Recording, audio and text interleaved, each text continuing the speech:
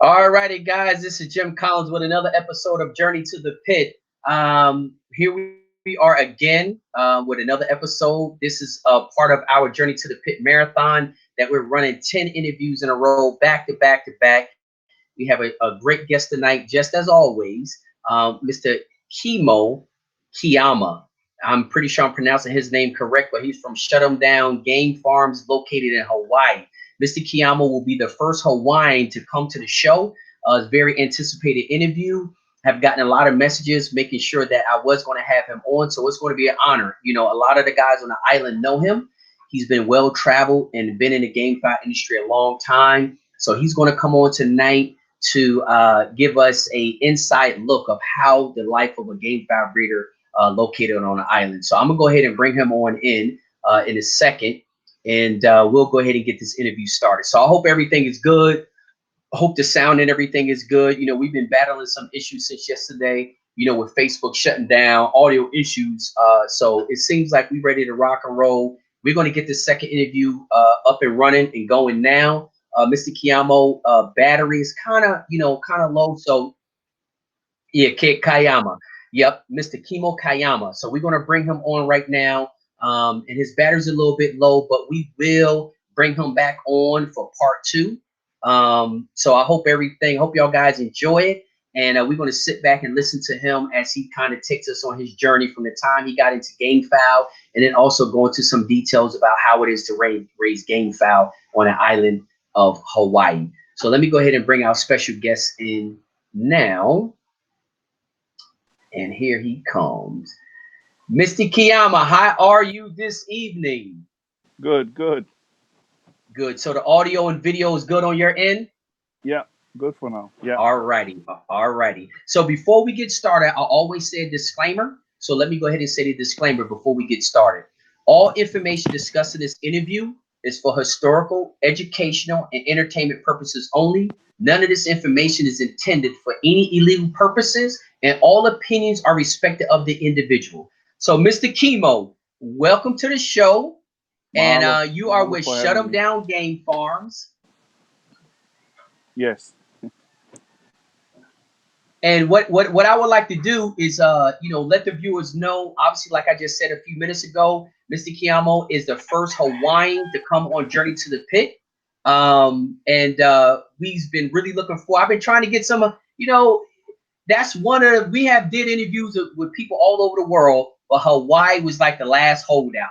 And I wanted to make sure when we brought a Hawaiian on the show, it was going to be one that can definitely represent Hawaii in a very, very good way, tell us some deep history about it, and how the life is of a game fowl breeder on the island. So, how we pretty much get started, Mr. Kimo, is we always start out with kind of, you taking us to the beginning of your story. Are you a first generation cocker? How old were you when you got into Gamefowl? Let's start off from there. Yeah. First generation cocker. I got into, you know, roosters from my neighbor. They, Okay. his dad was a old time Filipino cocker on the island, and uh, I used to go play at their house and Uh-huh. watch them spar chickens, and it's kind of how I got started into um, It's a, the love of the game foul, yeah, exactly. basically. So tell me this, Mr. Kimo, how old were you at that time? Um, Probably 10 years old, eight or 10 years old. 8 to 10 Uh, years old, huh? Wow, yeah, wow. So tell me this, what island, because it seems like Hawaii is a collection group of islands. I hear y'all say I'm on a correct. big island, a small island. So tell us a little bit about that. I'm from the fifth largest island, Molokai. Um, Okay. kind of in the center of the Hawaiian island chains, the major islands anyway, and Okay. uh, kind of more like I guess cultural, real small ohana type kind of island. Everybody knows everybody kind of thing. Yeah, Okay. yeah. Okay. So tell me something, Mr. Kimo. How do y'all guys travel within islands? Is it bridges or y'all take ferries? Planes, commuter planes. You fly to each and fly to the next island some, some people own their own boats. They travel by boat, but most of us fly um, the smaller commuter planes. Wow, that is Yeah, amazing. That's yeah, amazing. So each island is like its own little city. yeah. Basically, Oahu is like the main uh, gathering point, I guess. That's where most of the people live, and we're Okay. we're like right next to them, maybe 20-minute flight by small commuter plane. Uh-huh. So that's how So we so so that's how y'all operate out there, huh? yeah, basically. Wow. So tell me this, what island has the most amount of game fowl breeders? Uh, I don't know. That's a good question. There's a lot, Big Island, Oahu, Molokai. We kind of small compared to the rest of the islands, but Right. I guess, kind of known for our uh, Okay. the bloodlines we have here, and people kind of sought after what we have. Right, right. I have Yeah, heard a lot of great things from a lot of guys here in the States about and we'll get into this later on in the interview, but have heard a lot of great things about, the way have y'all got the quality of the birds on the islands. And again, and that's why I asked you about the yes, different islands. But the birds in Hawaii, as far as the care, the way y'all guys breed, and that's what I kind of want to do, kind of get an understanding of it because y'all guys are known for having very high quality birds out there. So we would like to know, what kind of bloodlines y'all have, how do y'all guys breed, and that kind of stuff. But before we get that far into the interview, hmm before we get that far into the interview, let's still talk a little bit more about you. You got into it. You said you was about 8 or 10 years old when you first started to get into game fowl with your next door neighbor, right? correct, yes, yes, And how did it progress from there? um, basically later on as graduated, and then um, basically kind of watched a few fights on the islands, and Uh-huh. then kind of got more interested in you know want to compete, and Right. then um, basically getting roosters from whoever.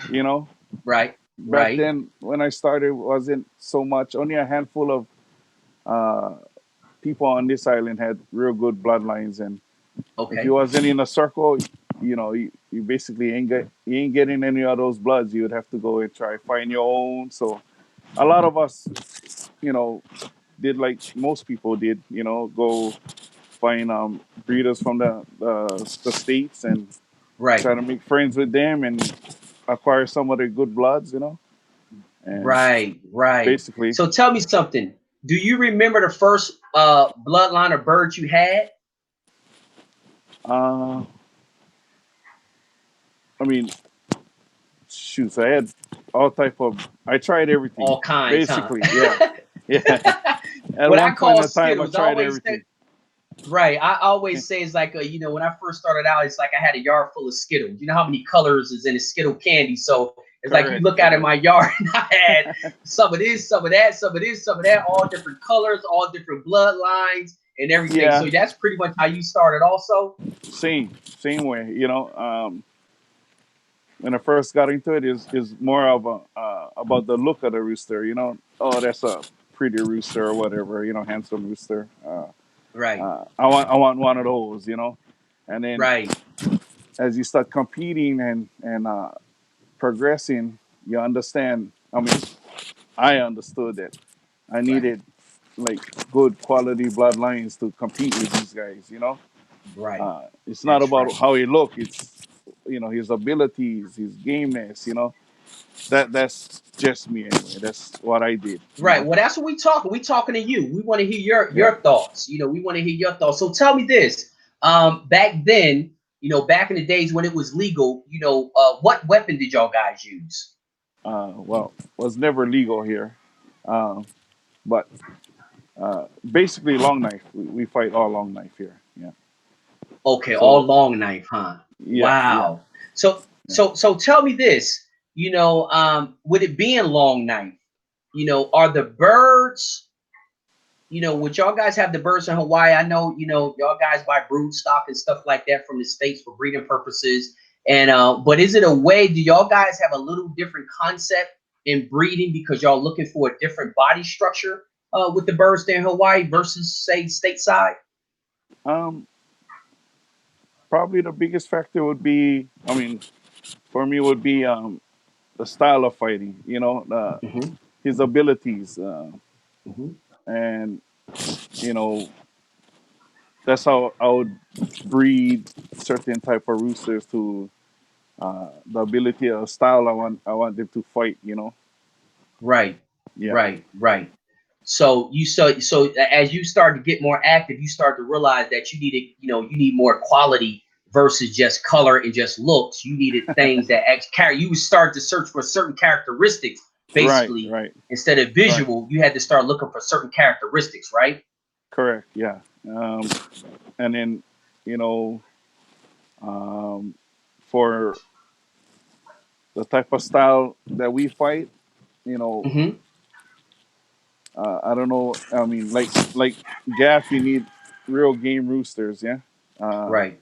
and over here, for me, I like to find the roosters that fight kind of more on outside style. Using their feet a Mm-hmm. lot. Not Mm-hmm. not trying to reach in with the biting and Mm-hmm. shuffling. Yeah, so Mm-hmm. that's kind of what the long knife you need. People like Right. birds that fly. Hawaii especially. Right. So I try to breed that type of roosters. Yeah. Right, So right. So tell me this, like the body structure, what type of like station are they? Medium station, tall station? Do they have long legs? Medium well, size? um, here they like the tall station roosters. Mm-hmm. Um, I prefer medium high. It's Mm-hmm. just my preference, but the Mm-hmm. most people here, the station is important. And Okay. uh, I prefer bigger roosters, but I notice here a lot of the derbies and stuff, a lot of medium weight roosters. There's a lot of Okay. that type of birds. So Right. When you uh, say medium weight, what they between 4 and 5 uh, or high fives, medium fives, kind of. So okay. uh, I notice a lot back. For me, 10, 15 years ago, there's a Mm-hmm. lot of big Mm-hmm. roosters. Like high 5 to 6 pound. But now it's kind of more. I noticed 410 to maybe 5'1", 5'2" type of chickens, roosters. So Oh, okay. it's Okay. kind So of it's kind of a change over the yeah. last, you said about 10 years, huh? Well, yeah, I've been you know fighting for a while. Then I kind of took a break for Right. I like say 8 years. Kind Right. of was out of the scene, then came back to it again, and I guess maybe the type of bloodlines now. The Right. sweaters, more Right. smaller chickens. I mean, I guess I don't know too much about those bloods. Right. Yeah. Right. So tell me this, let's talk a little bit about, how it is, to raise, you know, birds out there in that climate. First, tell us a little bit about the climate of Hawaii. Do y'all guys get 4 seasons? Y'all don't get 4 seasons. How's the climate? High humidity. We How's the we climate out there? we probably we basically have 2 seasons, wet and dry Okay. season. So uh, humidity probably average Hmm. daily maybe 60 65. I would guess. But Okay. we rarely get into the high 90s or anything. So it's like 70. Oh, Like tropical. yeah, basically. Right. Comfortable weather. With a lot of breeze. Where I'm at, a lot of wind. A It's lot pretty of windy. winds. Yeah, pretty windy. Like normal day would be like trades 20 miles an hour kind of thing. So that's one Right. thing I deal with here. Yeah, like So tell me this, Mr. Kimo. Like as far as the layout there, is that area really mountainous? Like, do y'all have guys there with large farms with 500 birds because they got the space, or is it really mountainous, or it depends on the island? Yeah, depends on the island. Yeah. So Mm-hmm. I don't really know too much about the different islands as far as how big people's farms, but Hmm. uh, I I would assume. I mean, I would guess a couple hundred walks. With Okay. uh, that's probably one good sized farm here, I guess.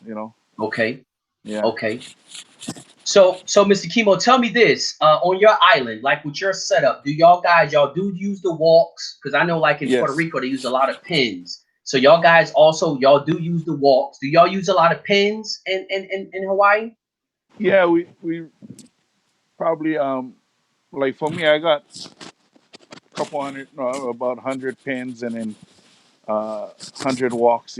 And planning on expanding to another 100 or so walks. So Okay, okay. it So kind of you got an both. amount. You got some Yes, pins and some walks, right? correct. Yeah, most guys they prefer to walk. I mean, I prefer to walks if we can. Right, right. And it kind of, and I know in some places it depends also on the amount of space that you have. Sometimes you have to pin them if you got limited space, and if you got the Correct, correct. space, yeah, you can have the walks. So Yeah. so tell me that. So tell me this: what bloodlines do you have right now? Um, I have roundheads, Hmm. clarets, some hatches. I just got some Okay, blacks and trying them out. But right, yeah, right. basically, and some grays, not too You have much. some I mean, grays. yeah, just try out a little different stuff. But I had those roundheads and clarets for, I like say, around 20 years, probably. Wow, Yeah, you had them yeah, things a long time. yeah, yeah. Acquired it a while ago and kind of never. I mean, that's like my bread and butter kind of thing. Yeah. That's basically your foundation stock right there. It's kind of Correct. your Correct. go-to Yeah. line. Yeah. Okay, okay. So tell me, did you acquire that brood stock when you know 20 years ago? Did you acquire that brood stock from Hawaii or was it from stateside? From the state side. Yeah. From It was from stateside. yeah. Okay, okay, From from my friend when he was up in California, and I bought those basically Dan Gray stuffs from him back in the days, and we kept it okay. as long as we. I think we still get them pretty good from back then to now. R- right. Well, they still looking good. They looking as good as they were, I guess, from 20 years ago. Tell me this, with you having them that long, obviously you've been breeding them yourself. Um, Correct. you know, uh, over that 20-year period, has you just been pretty much, tossing them back and forth to maintain them, for that over that 20-year period? You have, huh? Yes. Yeah. Yeah. Um, yeah. The way my friend got sent it to me and told me how to breed it um, from I guess when Dan set it up for him, kind of told him that's the way to keep it, so we can keep him. Keep it up. Yeah, well, we won't lose. Run into a lot of problems. Yeah. So Right. So Mr. Dan Gray kind of gave y'all the formula or the system to use to maintain them for, yes, for years to come. yes, and it's been working fine. You know, no Wow. Wow. complaints, no complaints. No complaints, huh? So that's and I don't know if you want to get too much into details, but in that formula, did it consist of, tightly inbreeding, some line breeding, Um, little well, both?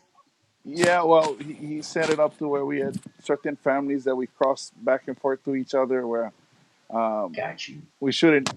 We actually didn't inbreed, so he told us not to do that. Basically told you know you know if you do that too often, then you kind of lose the good traits or whatever, or the Certain bad traits. But characteristics. Right. Right. I completely understand. And I'm assuming, he knew how to breed his birds. If he created them, uh-oh. All right, looks like he hold on one second, guys. It looked like maybe his reception is something has conked out. Um yeah, give me a few seconds. We're gonna see if we can bring Mr. Kimo back in. Here he come. He's coming back in. Okay. Hold on one second, guys. All right, here you go. Can you hear me? Yeah, sorry, somebody called and shut off my phone. Somebody interrupted the whole thing. Right. So let's finish what we were saying. So Mr. Dan Gray kind of gave y'all guys a formula, and he gave, I guess, y'all guys a seed stock of a couple different families to keep y'all guys going. Correct? Yes, basically. Yeah. And yep, So, and you know, it seemed to. I mean, it worked apparently. it worked. Yeah, Right. and Right. So you know, no, go ahead. no, so the additional birds you have in your yard, you just brought them in, kind of experimenting, because we all know birds change over time. Competition Yeah, change over the time. Birds need to have different characteristics over time. So you just bringing a few other families, you always kind of doing some research and development, I guess you can say. Always just trying to try out and see, what you can continue to create to keep up with the times, huh? well, I mean, lucky I get some real good friends that have access to good blood, and then they would Right. always, we would always keep in touch, and you'd always, they would say, hey, I think you should try somebody. So, they Right. would send some over, and we go ahead and experiment and see what happens. Yeah, but Right. we stick to the foundation. Yeah, always not going too far, not deviating too far from. But Right. you always Exactly. gotta, like So you said, always trying to improve. Yeah, you gotta that's basically count on your opponents to trying to Yep, improve too themselves, right? that's Basically. exactly right. That's Yeah. no, that's exactly right. And that's the point I was trying to make also too, because I know, again, birds change the demand or demand or the characteristics change over time. And you got Yeah. to keep evolving, and what worked 20 years ago, those characteristics might not work now. Birds get faster and different style, they get more intelligent, and Correct. your opponent Yes. is always trying to find that key denominator to get him ahead of the pack. So Right. if Right. you want to keep up, you got to do the same thing. And one of the keys is your bloodlines, your birds, right? Hmm. You gotta have Hmm. them. Uh, can that they can compete at high level. You know what I mean? Right. That's Yeah. exactly right. So tell me something, Mr. Kimo. So with the weather, we had a question. They asked one of the viewers, Ricky, asks, "What does he do?" Okay, it says here. I put the question on the screen. I don't know if you can read it, but I guess, what does he do for the feathers with that much wind on a walks? So basically, I guess, with it being really windy out there, do y'all guys have issues with feathers? I do. I mean, I I still trying to figure out that answer to that question. You know, It's um, still a challenge, huh? yeah, it tends to like I get a lot of by March. No, by May, I usually get a lot of birds with wind burns, and they tend to molt earlier. I guess the wind is drying up the feathers quicker than other places. With Right. less wind, and because we kind of on a dry side of the island, kind of. So Okay. yeah, we don't we get some rain. I mean, we've been having a lot of rain lately, but normally Mhm. we don't have as much as the windward side or the east side. Hmm. So depends So where so you tell me living, something. It just and depends on where you live in, right? yeah, yeah, I think so. So tell me something. Is it something like, what are you doing now, or what have you been doing to kind of deal with it as best as possible? Is it something you feed them? Is it something you put on the feathers? Um, Actually, I trying to incorporate like putting more wind breaks and a little bit more plant more trees. Kind of, I see To some break guys that up wind, here. huh? Yeah, the wind and the sun. I think Hmm. does that combination does a lot of damage to my roosters and the feathers anyway. Hmm. So Hmm. I don't know. I tried. What they say. Add vinegar in your water when they molting, and I tried Hmm. a lot of different things, and to me it doesn't seem to work. You know, but I Right. seen some other people with they did planted trees and the birds look, much nicer than mines. Because of Right, I just assuming, I thinking that's what it is. A lot more shade, less wind. The birds tend to right. look So much you better, hold the feathers right, longer. right. Yeah, Right. Okay, so that's just some of the things you've been dealing with. I mean, some of the things you've been trying to plant more trees to kind of break that wind, give them some yeah, more shade. And since you've been doing that, have you seen an improvement in the looks of the birds over time? Since you've yeah. been trying that stuff.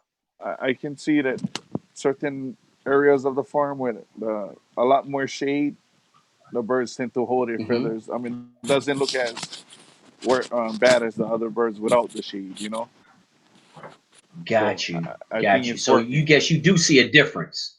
Correct. Yeah. Yeah. Right. Right. So tell me, you got have you like you said you got about 100 pins, 100 on the walks. Let's Yeah. just talk a little bit about one. You do your own breeding, right? You do Correct. your own breeding. Do you use incubators versus natural hatch, or you do use Incubators. incubators? Yeah, I use both, but a few natural hatch incubators. For me, uh, much easier. I can deal with one Hmm. bunch of chicks at one time instead of hens setting at different times and hatching at different Right, times. right, So I can easily do whatever vaccination and you know keep track of everybody's age. This right, batch is whatever right, 1 month old, the next hatching a week behind. So right. easier for me. I just It's easier, yeah, a lot more yeah, easier to control the situation when yeah, you're using the for incubators. for kind of a small operation, and me and my son basically take care. Right, That's our daily job. Basically that's our right. job, more or less. Right, right, exactly. No, I understand. So tell me this: with being on an island, do y'all guys deal with any natural predators? Because in the Uh, states they deal with all kinds of stuff. But how about in um, Hawaii? Probably the biggest problem is neighbors' dogs. You know, I mean, A lot of strays running around Hawaii, huh? uh, well, yeah, basically the neighbors' dogs. And then mongoose, we have mongoose. Like I don't know what would be compared to up there. They like to steal the eggs and kill the young chicks if they can get into the pen. But Right. the dogs do way more damage than any other thing. Like they can come in So here it and looks wipe like out your whole dogs is farm. Yeah, to wipe out you. No, I know. Believe me, I have some friends in Hawaii, and it seems like every time you turn around, somebody's posting a picture of a stray dog, or at least I call it stray because the neighbor ain't got control of it. So it's like a yeah, dog run loose and run through the yard and kill 20, 30 birds, and they got a correct. pile there, and the dog is running down the street somewhere. Yeah, and then if you don't take care of that problem, they'll be back again. They'll be back So again. That's they'll be exactly back right. again. They'll be Yeah, back again. So tell me this. So do y'all guys do you vaccinate for anything on the island?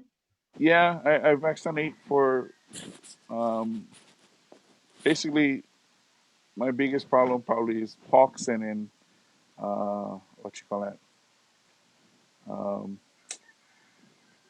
I do a little coryza vaccine because Hmm. basically if you get them, it always tend to pop up. You know what I mean? Hmm. So Hmm. just better off to be safe and just vaccinate Safe. for those. Yeah, Yeah, safe than sorry. Got yeah, you. Got you. and then Got you. like them. I mean, I think you don't want them battling. Like having a bout with those kind of disease, and then your chick's not healthy, so you won't have Hmm. strong, healthy roosters. Hmm. Like them. I just don't want them like getting sick in that stages. Yeah, costly, Right. but that's probably one of the biggest problems. You Okay. know, by watching other breeders and their Hmm. methods. I learned a Hmm. lot. Uh, Basically, just prevention. Just keep giving them the things they need before the things pop up, kind of. That's exactly right. No, no, and I totally understand it. So, your whole goal is to keep them as healthy as possible from the time they hatch all the way to showtime. You want to try to Correct. prevent them from ever getting sick if you can do it. So that's the Correct. whole goal of the Yes. program. Right. Right. I mean, I think that's What? basically everybody's goal. Right, Whoever breeds and raise roosters, right? Keep them healthy, as right. healthy as you can. Yeah. That's healthy. I mean, that's all my whole deal, and that's why the program is called 362. Because I tell them if those first 362 2 days ain't right, them last three don't even matter. If you ain't did what you had to do during them first 362 days, you can just cancel them last three. They ain't nothing but gambling. It's just like you Correct. you don't know what's going on. And it keeps going back. Like I said, just go back to the same thing. 362, put that time, put that effort in there, because that's where your percentages is going to be made during that time frame. It ain't made in them last Right. three. It's made in those Right. first 362 days. Um, so tell me this, as far as, like your birds and pens in Hawaii, during a rainy season, what size are your pens, and do y'all guys keep bedding? Do you keep bedding in the pens? No, I don't keep betting, but I try to keep them moving, rotating Mm-hmm. on fresh Mm-hmm. ground as much as possible. Mm-hmm. Yeah, because when the rainy season comes, yeah, you got to deal with a lot of, uh, you know, basically mud, just rain and puddling in your pens, and you Right. know, yeah. So Right. try to move them about and try to keep them as so they don't have to deal with that. But that's Exactly. why that's why Exactly. the walks I think is the best. You can get Right. uh, you get a big enough yard where you can keep them on walks. That's the best for them. Right. Yeah. Right. No, yeah, and then not only that, I was looking at a calculation from a guy who did the calculation of square footage on a walk. The amount of Right. square footage that a bird gets on a walk, as far as space, you'll have to build a pen, 10 by Yeah. 10 to actually kind of give them the space that they get when they on a walk. You know what I mean? Correct. So, Yes. when I looked at that calculation, it made so much sense. I'm like, wow, he did a walk and did the calculation of the square footage in that walk. And I'm like, wow, that's like having a Right. bird inside of a 10 by 10 pen. That's how big Correct. it is. Yeah. If I mean, I use 6 foot walk, so that's 12 foot radius, kind of. Yeah. That's a lot of Right. space. That's a lot of So, space. but Exactly. like Exactly. usually my pens, I only keep uh use them when I catch my stags and then raise them Hmm. for a few months. So as soon as I can Hmm. get them on a walk, I get them on a walk. Right. So Right. yeah. So the Right. pen is basically one only for a few months, maybe 3 to 4 Right. months at the most. Then try to I get them on guess a the walk as it, fast as possible. right. I guess for them Spurs to kind of get hard enough to take that. Right, right. And better for them Right. to be on a walk and develop better. They Yes. can basically almost free ranging, almost. Right. Right. Simulating anyway, closest to simulating them To being, free range as possible. yeah, ranging, yeah, yeah. Right. So tell me this, Mr. Kimo. What is the selection? What is like the feed selection that you have on the island? Do y'all have a pretty good selection of good quality feed on the island? Not really. No. Yeah, we basically have one feed store on my island. Maybe the other islands they get better selection, but our island we have one feed store and kind of at the mercy of whatever they bring in. We get the basics, the Wow. pellets, the scratch, and Right. some game, like game cock mix, but Right. the cost of the feed is pretty expensive here. So Kind of you like know, Puerto Rico, I guess.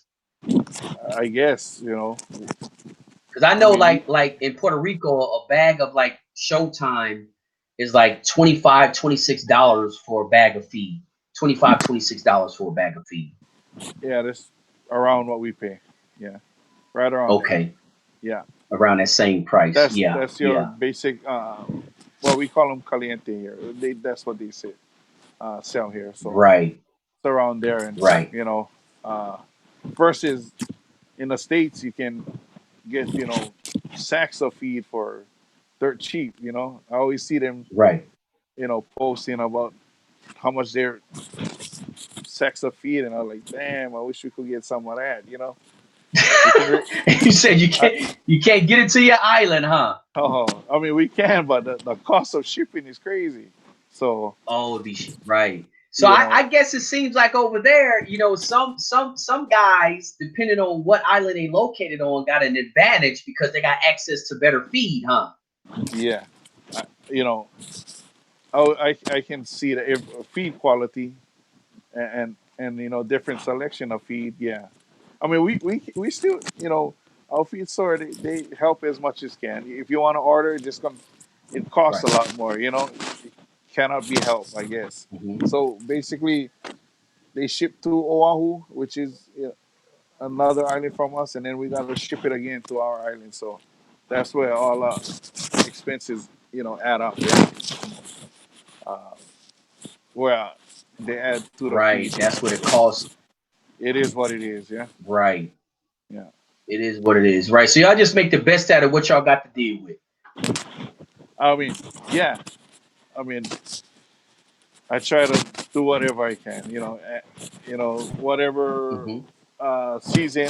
Mangoes. I grow papayas, and I feed whatever extra give to the birds, the chicks, whatever. Try to help as much as Right. can. So you just try to as much as you can. So you'll incorporate some native fruits and stuff like that, and you'll just add that to the feed based on Yeah, what's available at the time. correct. Yeah, you know, and Okay, it seems so to be doing okay. No right. complaints. Well, again, I always say a lot of times too, if your competitors are in the same situation as you, then the playing field is even. If everybody only eating Yeah, bread and water, then if everybody's eating bread and water, the playing field is even. We all eating bread and correct. water. So now Correct. the advantage has to come from somewhere else because it ain't gonna come from the bread and water because we all eating that. Right. So you better have some quality roosters if you plan on competing. So it's all about genetics, huh? So basically, there with y'all guys, the limited situation y'all have, y'all basically totally reliant on health and genetics, basically. Well, yeah, that's speaking for me. That's what I do. Yeah, that's what I Right, try to accomplish anyway. Hey, right, by the right. way, Just for I'm down to like 5%. I might get cut off. So oh, you are. Oh, well, you know I what? think I give you the heads up before it Oh shuts my. off. Oh. Well, Yeah, listen, Mr. Kimo, we want to bring you back on the show. Um, now that you know how it is, you know how sure. it is. You got to have your phone fully charged and stuff like that, so you know how the Yeah, show is. this Hey, time, well, this time we listen, charge it right. right. we try to prolong us coming on the air to give you Right. some more I time, I but I know tried. It how it didn't work. is. It didn't work. And it didn't work. It didn't work. Guys are messaging me at 9 o'clock saying, "Where's the interview? Why is the interview now?" I'm saying, "Listen, we giving him like 15 more minutes so we can, he can charge his phone." So, and I know Yeah. this interview kind of drains your battery a lot. So, Yeah, but quicker than I listen, thought it would. yeah, right. But we still been on for 40 minutes. It don't even seem like it, but we've been on for 40 minutes. So it's not All like right. it was a 10-minute interview. Uh, But Mr. Kimo, please, I would like for you to come back on the show. I'd like to get you back on the schedule so we can redo this. You know how it is now, so you done already broke the ice. And then we can come back on the show and finish the story. It was a pleasure having you on, and like I said, you were the first Hawaiian. A lot of guys are anticipating this interview because and it's a lot more stuff we want to know. But I know right now we don't have the video capacity the yes. battery capacity to do it. Sorry about that. No, it's no worries. It's no worries. You just give us another opportunity to have you back on the show. So I'll reach out to you so we can go ahead and reschedule. And again, I appreciate you coming on and accepting an invite to come on the show. I really, really appreciate it. And like I said, it's been a minute. I've been wanting to get somebody from Hawaii on the show to kind of give us some insight of how life is on raising birds out there on an island in that type of climate and that kind of stuff. I think it's a lot that we can learn because it's different areas in the United States that kind of deal with kind of the same thing at least certain times of the year. not all year, but certain times of the year. And I think we can learn a lot from y'all guys being in areas with a lot of rain, high humidity, high winds. Those are all lessons that we can learn, and apply to our situations back here in the States. And that's the reason why I wanted to bring somebody on from Hawaii, because y'all guys deal with a lot of stuff longer throughout the year than a lot of people back here on the mainland. So, but like I say, it was a pleasure having you on. I'm going to reach out to you. We'll get you back on the calendar to come back on. And again, I guess what y'all say, aloha, huh? Is that how y'all do that? Aloha? Aloha. Yeah, we do Aloha, that. man. Well, listen, Mahalo Mr. too. Kimo, Mahalo. mahalo, mahalo. Okay, mahalo. Well, Yeah. listen, man. Like I said, I'm looking forward to coming out to Hawaii to visit y'all guys out there. Hopefully, I can make that happen this year. But until then, we again, thank you very much for coming on to the show. I'll be reaching out to you to get you back on the show again at a later date. Sure. Hopefully right after these interviews that we have running, we can come on back onto the show and get more in depth. You could tell us a lot more about your story. So again, Maloha, is that how it is? Aloha. Maloha? Aloha. Aloha. Aloha. Well, aloha. You have a great night and a great evening. And again, I appreciate you coming on to the show tonight. Stay focused, stay positive, and stay blessed. And we'll talk to you soon. Okay. Aloha. All right. Thank you. All righty, guys. Listen, I'm sorry the interview um, was short again, but it gives us the opportunity to have him come back on. He kind of got in depth a little bit about how things were. He's one of the first Hawaiians that have ever been on a show. Won't be the last. I promise you, he won't be the last. And I hope y'all guys seen how all those different islands, they deal with different terrains and stuff like that, and have access to different foods. And I think that's another reason I want to bring some more Hawaiians, because I would like to know how life is on other parts of the island. Like you say, he kind of live in a more drier part, and I would like to know, guys who's living in the more part that get a lot more rain, and then have access to different types of feed and stuff like that. I guess it would be a challenge. It's kind of like they all living in their own little nation, with different climate, access to different feeds and all that kind of stuff. So I think the challenges is probably different depending on what island you stay on. So I think that's very interesting. So again, we'll have him on at a later date. Y'all guys know we have tomorrow in it. We're going to keep running this marathon, 10 interviews in a row, back to back to back to back to back. Today, it looks like I've been interviewing for 3 hours, 2 hours with Sindel Robinson from Boneyard Farms. We did that a little while ago. And then we brought Mr. Kimo on here from Shut 'em Down Farms in Hawaii. Sorry, the interview couldn't go longer, but we'll have him back on. But again, we're definitely looking to have more Hawaiians on, because again, all those different islands look like they're dealing with multiple different situations, and we would like to hear from all of them. Tomorrow, our special guest tomorrow, a lot of y'all guys know him, Mr. James Sylvester. Mr. James Sylvester from Sylvester Gamefowl. He will be on tomorrow at 9 p.m. Eastern Standard Time. Y'all guys know Mr. Sylvester. Very tough, been in the game a long time. One of those old school hard knock cockers. Bred some extremely good birds back in the day. One of the toughest entries back in the day, and was tough all the way until it became illegal here on the mainland. But he's still keeping the same breeding program, still focusing on those characteristics that made him famous. He'll be on the show tomorrow at 9 p.m. Eastern Standard Time, same place, same time. And I look forward to seeing y'all guys tomorrow. Again, do me a favor. Share this video. Share all the Journey to the Pit interviews. Because, again, the more people we can help, the better it is for the sport. Not just on an individual basis, but the more we can educate gamefowl breeders, the more information they have, the better educated they are, the better fowl they can create, the better program they create. So that makes the fowl better for the next generation. So, again, we all must do our part and doing everything that we can to ensure that these birds get better generation after generation. How do we do that? We do that through education. So if y'all guys want to help me out, please share the video, like the page. It will be also uploaded to YouTube, and I will also upload it to the podcast. Journey to the Pit 362 University is on YouTube channel. I did a live stream on it last night. Go over and check it out. and then Journey to the Pit 362 on your podcast. You can get it on Spotify. You can get it on Anchor. There's a whole bunch of different platforms you can get the podcast on. So again, I did my part. I asked y'all guys to do y'all part. Share the interview. Share the video. Thank the guests for coming on. And excuse me. And I'll talk to y'all guys tomorrow. James Sylvester coming on tomorrow. Same place, same time, 9 p.m. Eastern time. And again, hope to see y'all there. Y'all have a good night.